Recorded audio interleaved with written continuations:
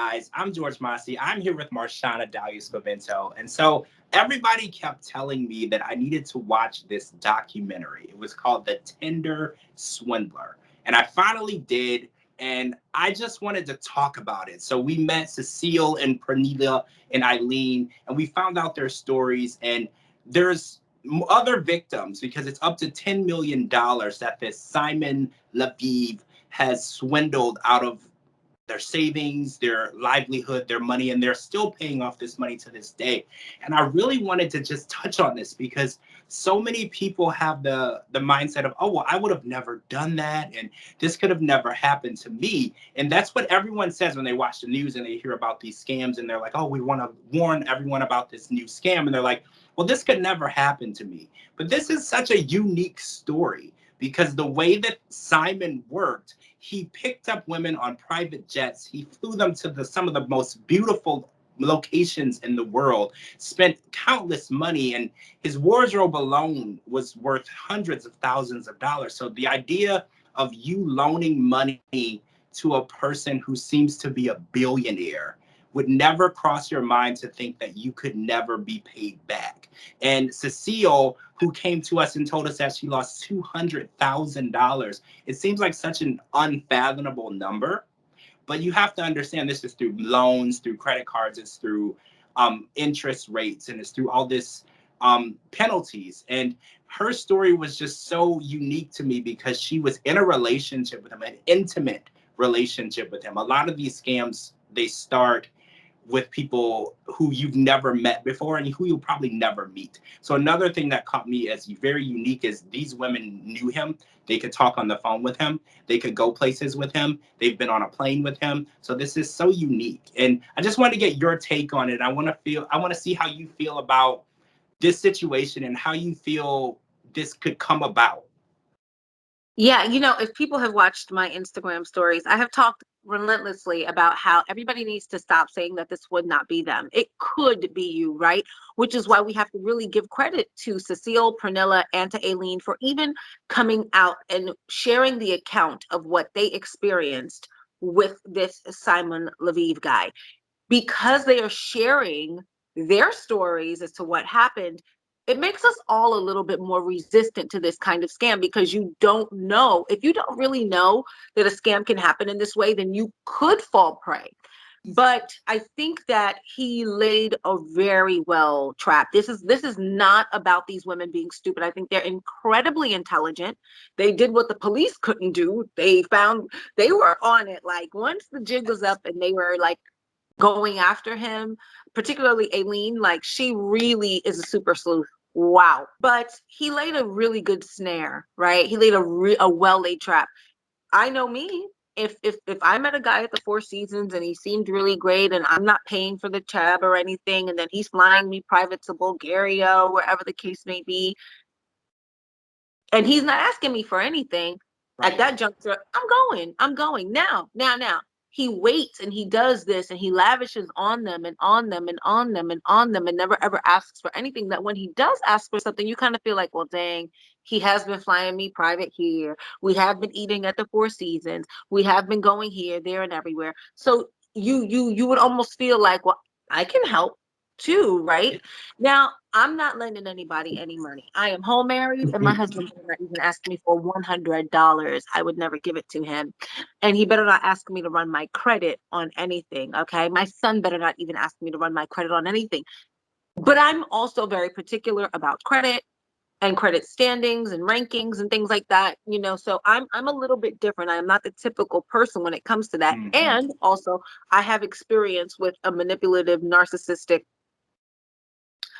criminally manipulative, financially, what's the word I like to use? Financially abusive person in my family of origin. If I didn't have that previous experience, then I would not be as adamant as I am about, I'm never lending money. I'm never giving money.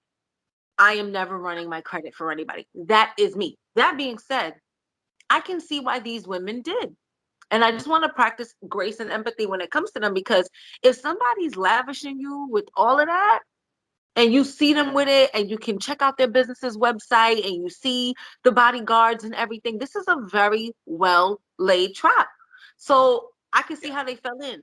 Now, the part that's hard for me to really get my little brain around is the part where they continued to. He has not yet paid back the $30,000 and he's asking for another 10. And Pernilla even was like, but I called him out on that. Like, wait, you haven't even paid back the 30. You asking for 10. And for her, she wasn't in a romantic relationship with him, right? She just felt like this person was a friend.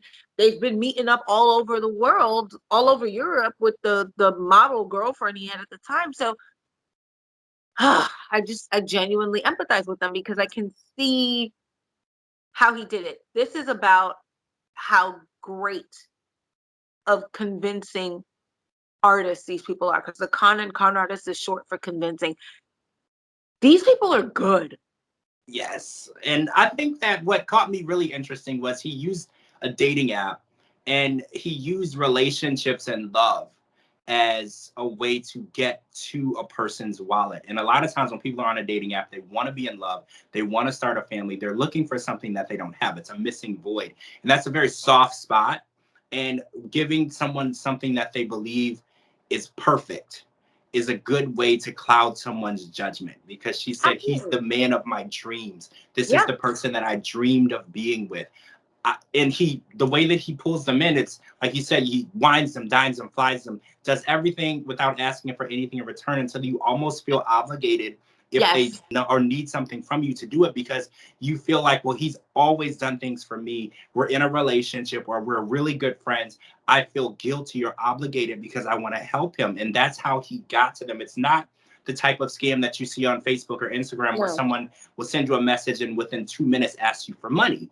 It's not that type of scam. And I think that's what really caught everyone who's watched this documentary and realized that scams are not black and white anymore.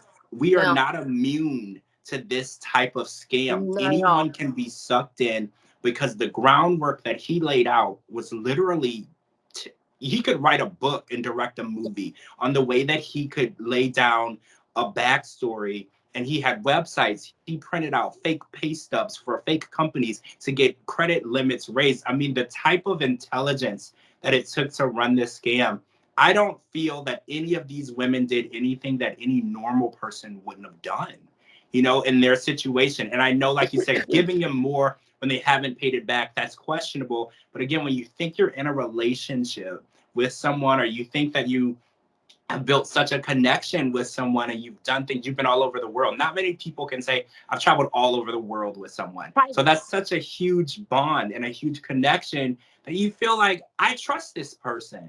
I trust that they will do what they said they're going to do. And it just really caught me to the point where I thought, I can't even say I'm immune to any type of situation like this, because watching this, I believed, based on his actions and the way that he drove, the cars that he drove and the pictures that he posted, that he was good for the money. I really did believe it.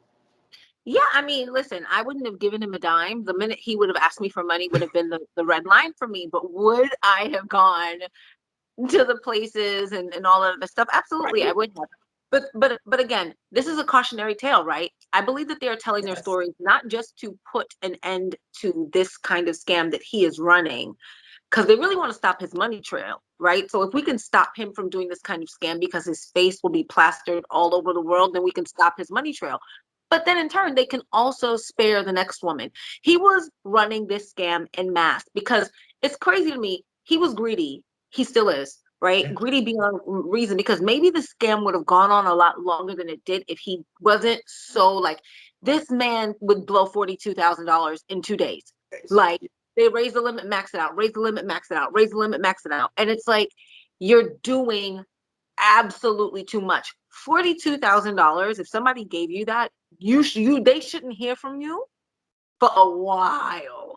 Like, but it's the way he would do it. And then you could tell, like, when you listen to the voice notes, like when he didn't get the money that he wanted, when he realized I cannot get money, he would lose his mind. It's like he was getting high on the money. It's like he would snort the money like cocaine, because it just gives him such a rush and like getting money. And why do you have to fly private? Flying private is very, very, very expensive. Like, you could have easily flown first class and not burned through the money like that. And then, like, when he's sending the pictures like, oh, I'm in a hostel, I'm homeless, I'm this, I'm that, and the third. First of all, I don't even believe those pictures. You could have staged those to try to get me to feel bad for you, to bail you out and send you money. So that's number one. But number two, even if those pictures are real, why didn't you have any money anywhere?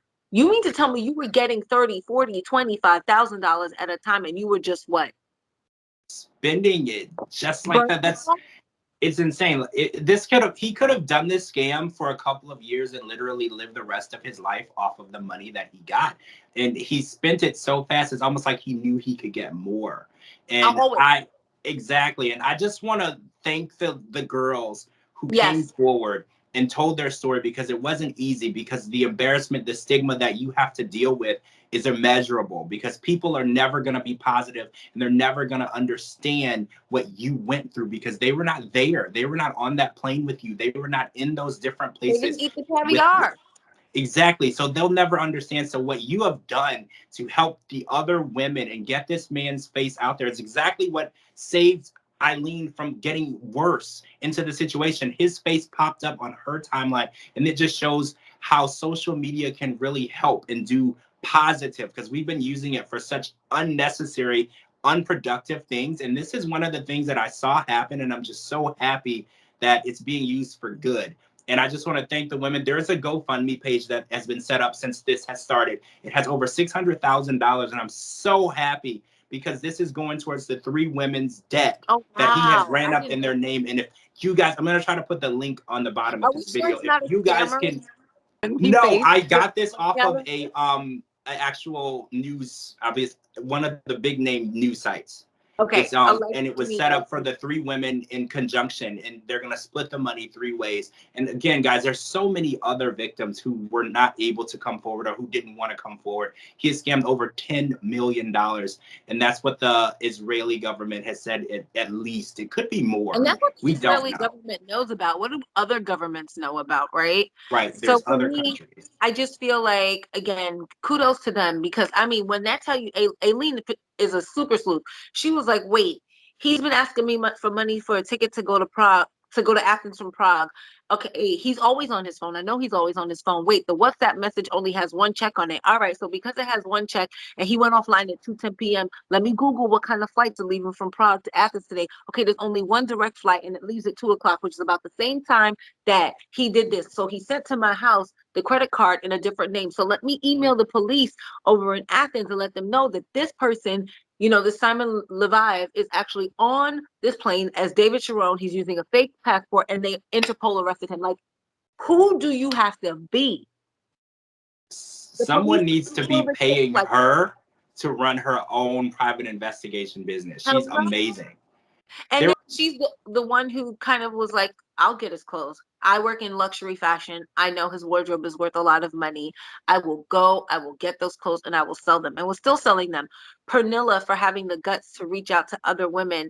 And oh gosh, Camille for even like having the guts to like come forward, to even have the brain power to be like, I have to go to the largest newspaper in Norway. Like, I have to do this. Like, these women really, like, when they understood how they had been swindled, they were like, I got you.